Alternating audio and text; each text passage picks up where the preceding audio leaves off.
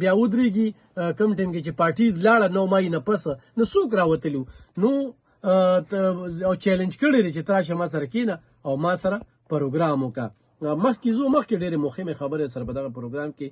شریکوم او په شهباز ګل باندې الزام لګولي چې د عمران خان نه 2 موبایل یې پټې کړې وي او دا په جس کې چې کله ته په دغه ټیم کې د هغه چیف سټاف اپ چیف او چیف اپ سټاف یې جوړ کړو نو بیا یې دې دا عقدې هم ختم کړو هغه عقده چې کومه ده نو بیا یې پرخط عباس ته اوس هغه لی بیا ورکړله خو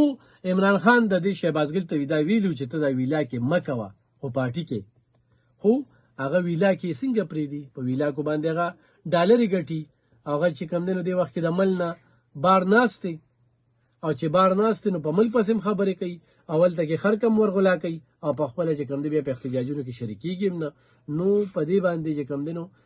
شهباز ګل هم ښه ټارګېټ کړی دی او هغه دغه ویلي چې عمران خان نه د موبایل چې کوم دی نو هغه غیبې کړی وي نو د دغه پیسو دپاره وي هغه لګیا وي او دغه ارڅه کوي نو داسې قسمه خبرې ګرانو کتونکو لکه اسې دوه درې خبرې کوو نن د پاکستان تحریک انصاف وفد چې کوم دی نو د چیف جسټس سره ملاقات کړی څو ورځې مخکې د دغه چیف جسټس او د شهباز شریف یو تصویر راغلی د هغوی ملاقات شو دوی یو انتخابي تنقید چې کوم دی نو هغه په چیف جسټس باندې وکړو دغه ملاقات ته ډېر بد کتل نن په خپله چې کوم دی نو لاړل کېناستل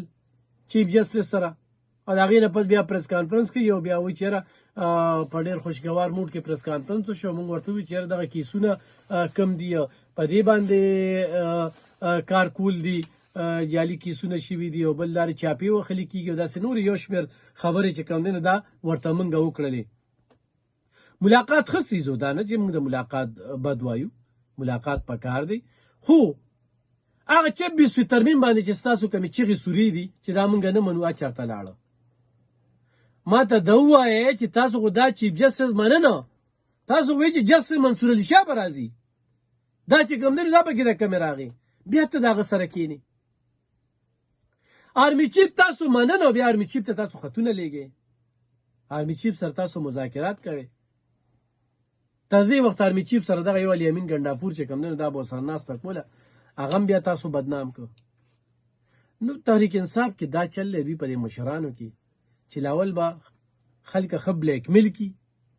ښه ردې بدې ورپسې ووایي ښه پروپیګنډې ورپسې وکړي او بیا د هغې نه پس چې کوم دی نو ورسره به کښېني د دې نه مطلب څه دا د دوی سیاست دی او د منافقت ډک سیاست دی دروغجني ده پکې فریب دی پکې لکه دې خبرو ته وګوره چې ته هلته کې چیف جسټس نه منې 26 یاري ترمیم نن ته په پریس کانفرنس کې تاسو کو چې 26 دا زمونږ ذاتی او انټرنل مسله ده دا دی واغ دی نو بیا ګوره دا خبره دوغلا پن پریک دی آرمي چیف سره تن خطونه لیږي دلته وی چې یاره آرمي چیف چې کم دی نو د قوم پلار وي بل عمران خان صاحب دا ډیاله دا وایي چې پوج چې کم دی هغه سپورټ کول پکار دی د پوج ملګرتیا پکار ده هلته پټ پټ چې کم دی نو خلکو ته وایي چې احتجاج وکړه دا خرجې قوم مسترد کړي قوم ته پته ولګېده چې تر کومې او په ولې او په څه د ترسیلات زر خبره دې وکړله هغه ښه د مسافرو چې کم دی هغه مسترد کړله په 15 لکه کې چې کم دی نو په اشاریه 0.00 کې یعنی یو نیم سل نه سلم نه برابرېږي چې هغې کې سکیورټي هم واچې چې 1% مو نو ما ته څو وي چې 15,000 نیم فیصد نه چې د نیم فیصد هم هغه څلورم حصه چې کومه ده هغه خلک هم شامل نه شو نو د دې سیاست نه چې کوم دی اجتناب کول پکار دی دا ملک د سمی طرف ته روان دی او دا عمران خان ته سخته وي دا تاسو چې کوم قسم سیاست کوئ دا درنې کوئ په خپل آرمي پسې خبرې کوئ خپل آرمي پسې ملنډې کوئ خپل آرمي پسې چې کوم دی نو آرمي چیف پسې په تاریخ کې په لومړي ځل ستاسو په وخت کې آرمي چیف و داسې چېرته پروټوکول میلاو شوی دی ماضي کې مه ګوره نه دی میلاو شوی خو نن چې کوم دی نو تاسو ته ښه کار بد لګي خو دلته ارزاني راځي نو تاسو خفه کېږئ خو دلته مل د سمي طرف ته ځي نو تاسو خفه کېږئ خو دلته چېرته ښه منصوبه راځي نو تاسو خفه کېږئ خو دلته مریم نواز څه ښه کار کوي نو